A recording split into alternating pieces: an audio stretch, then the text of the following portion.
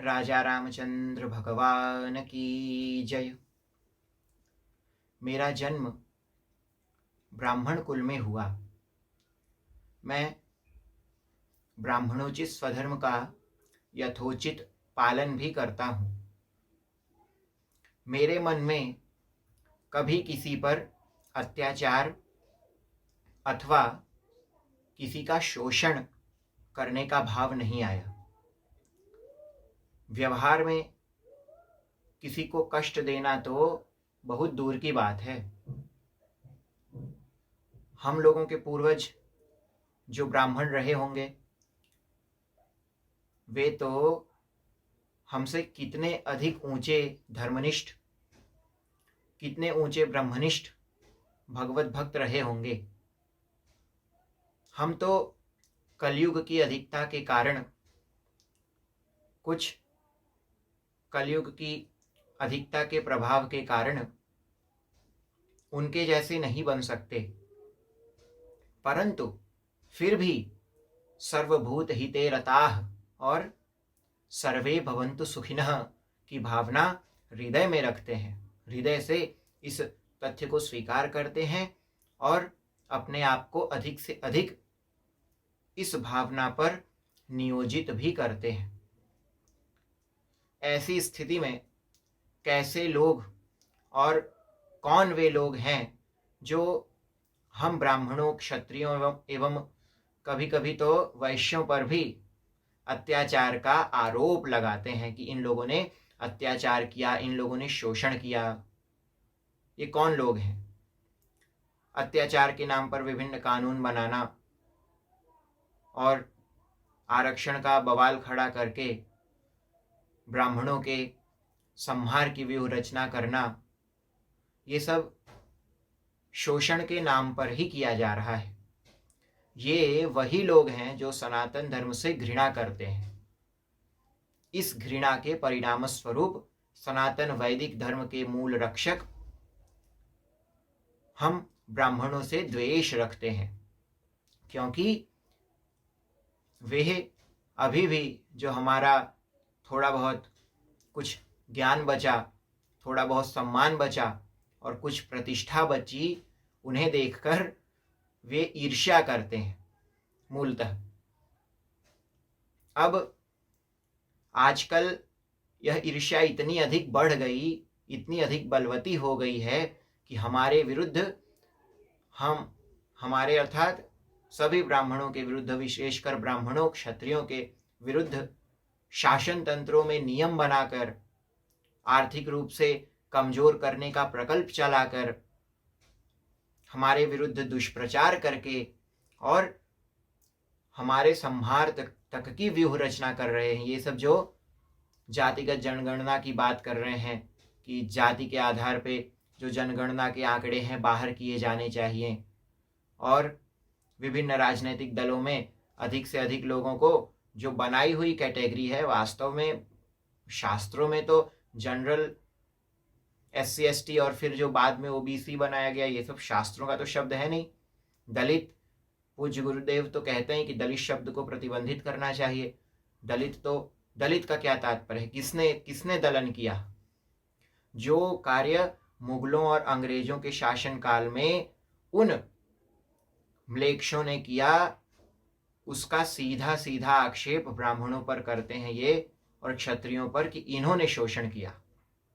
और सबसे चकित करने वाली बात यह है कि इन सब में वे लोग भी सम्मिलित हैं। शोषण की नकली एक जो जानकारी कह सकते हैं, अथवा जो शोषण का एक नकली बवंडर, इन सब में वे सब भी सम्मिलित हैं जो हमें और आपको आपके अपने लगते हैं, सनातन हिंदू धर्म के हितैषी लगते हैं।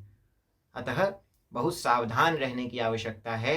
ये शोषण का जो दुष्प्रचार किया गया है, शोषण की जो नकली थ्योरी बनाई गई है, शोषण का जो नकली एक पूरा बवंडर खड़ा किया गया है, इसको सिरे से नकारने की आवश्यकता है कि ऐसा कोई शोषण भारत में किसी के साथ हुआ ही नहीं, क्योंकि ऐसा कभी हुआ ही नहीं। और सावधान भी रहना है। इस शोषण के सिद्धांत को स्वीकार ही नहीं करना, क्योंकि आप शोषण स्वीकार करेंगे तो विभिन्न प्रकार की हमें उस शोषण के 5000 वर्ष का शोषण, इतने वर्ष का शोषण, और उस शोषण को बराबर करने के लिए ये करना चाहिए, वो करना चाहिए, अनावश्यक बवंडल खड़े करेंगे।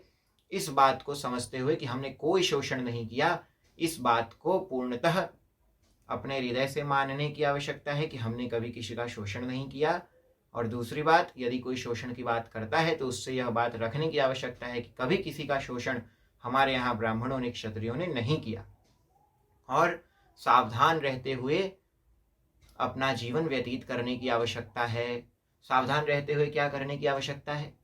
संध्या, भजन, पूजन, व्यायाम, अध्ययन, सत्संग से अपनी देह, इंद्रिय, प्राण और अंतःकरण में दिव्यता ले आनी है, जिससे जब हम ब्राह्मणों पर आक्रमण हो तो उचित प्रतिकार तो कर सकें, क्योंकि व्यूह रचना तो वही हो रही है। निश्चित रूप से मैं किसी को डरा नहीं रहा, किसी को अनावश्यक डरा कर ऐसा नहीं कह रहा कि सब लोग डर जाएं, परंतु तैयारी तो करते हैं।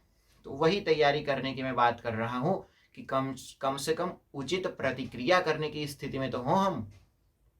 किसी संगठन की आवश्यकता नहीं है, क्योंकि संगठनों की अपनी कमियां होती हैं, उनके अपने उद्देश्य होते हैं। कुछ लोग जो होते हैं वो संगठन बनाकर अपना लाभ ले लेते हैं, इसलिए संगठन इत्यादि के पक्ष में मैं नहीं रहता। हम ब्राह्मण हैं, अपने आप में संगठन है। हम सनातनी हिंदू हैं, मैं हिंदू और आप हिंदू। यदि आप सुन रहे हो हिंदू ही होंगे, अधिक संभावना है। तो हमारा और आपका संगठन स्वतः बन गया, तो संगठन नए नए बनाने की क्या आवश्यकता है ना? तो संगठन की आवश्यकता नहीं है। प्रत्येक ब्राह्मण अपने आप में संगठन बने और सनातन मान बिंदुओं की रक्षा में और अपनी रक्षा में अपने आप को बिल्कुल संलग्न करे। नहीं तो मुझे तो ऐसा लगता है, जहाँ तक वातावरण, जहाँ तक इन राजनीतिक दलों का सब षड्यंत्र, जहाँ तक लोगों की परिस्थिति ब्राह्मणों के लिए मैं देख रहा हूँ, जैसे विचार ब्राह्मणों के प्रति लोगों में है, निश्चित रूप से आक्रमण करने की स्थिति में हम पे है। शारीरिक आक्रमण नहीं कर पा रहे हैं और वैचारिक आक्रमण और अलग अलग प्रकार के आक्रमण तो कर ही रहे हैं। तो अपनी रक्षा करने के लिए हमें संध्या, भजन, पूजन, व्यायाम, यह सब प्रतिदिन नित्य अपनी दैनिक दिनचर्या में ये सब हमें वास्तव में सम्मिलित करना होगा। तभी हम उचित समय में उचित प्रत्युत्तर भी दे सकेंगे। यही आज की आवश्यकता है, क्योंकि ब्राह्मण यदि सुरक्षित हैं तो वास्तव में वैदिक धर्म सुरक्षित है। केवल शरीर से नहीं, वास्तव में मूलतः ब्राह्मण जिस प्रकार से सुरक्षित होने चाहिए, आचार विचार व्यवहार इत्यादि से, वैसे सुरक्षित होने चाहिए, परंतु उसके लिए पहले तो शरीर से भी सुरक्षित होने चाहिए। ऐसा। जय श्री कृष्ण।